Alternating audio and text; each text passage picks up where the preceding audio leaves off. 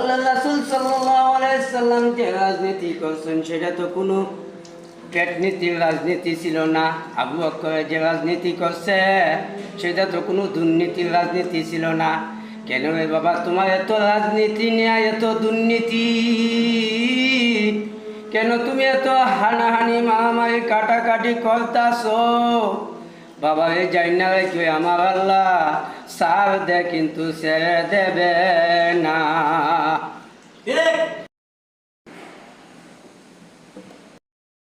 যিনি আমাকে সৃষ্টি করেছেন, যিনি আমার মালিক, যিনি আমার খালিক, যিনি আমার রব, তারপরে আর কোনো রব নাই, কোনো মালিক নাই।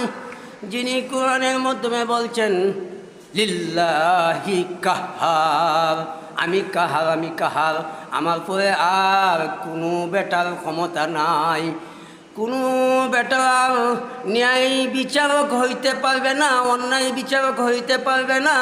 কোনো বেটা রাজনীতি নিয়ে ব্যস্ত থাকতে পারবে না, পেটনীতি নিয়ে ব্যস্ত থাকতে পারবে না। বাবারে সবাই যার দিয়ে জান লইয়া ইয়া নফসি আরম্ভ করবে।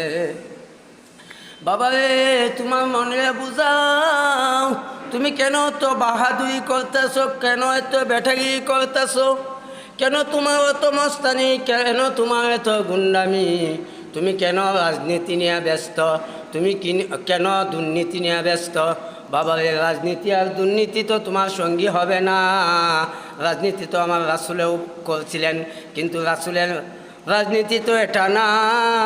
রাজনীতি আমার আবু বকর সিদ্দিক রাদিয়াল্লাহু তাআলা আনহু করতেন, সেই রাজনীতি তো এটা না। বাবার হযরত ওমর ফারুক রাদিয়াল্লাহু রাজনীতি করছেন, তার রাজনীতি তো এটা না।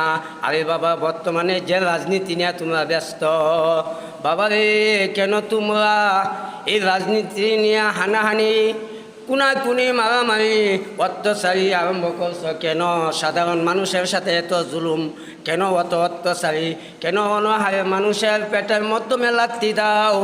এই মুনাফিকের দল তোর কি আল্লাহকে দিয়া বয় নাই? আমার রাসূলের আকীদা কি তোর ভিতরে নাই? তোরা কি মরতে না রে নাফরমান?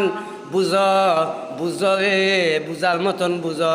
আর না বুঝা যদি কয়বরে যাও, জানিয়া রাখো আমার আল্লাহ সার দে কিন্তু ছেড়ে দেবে না। সুবহানাল্লাহ।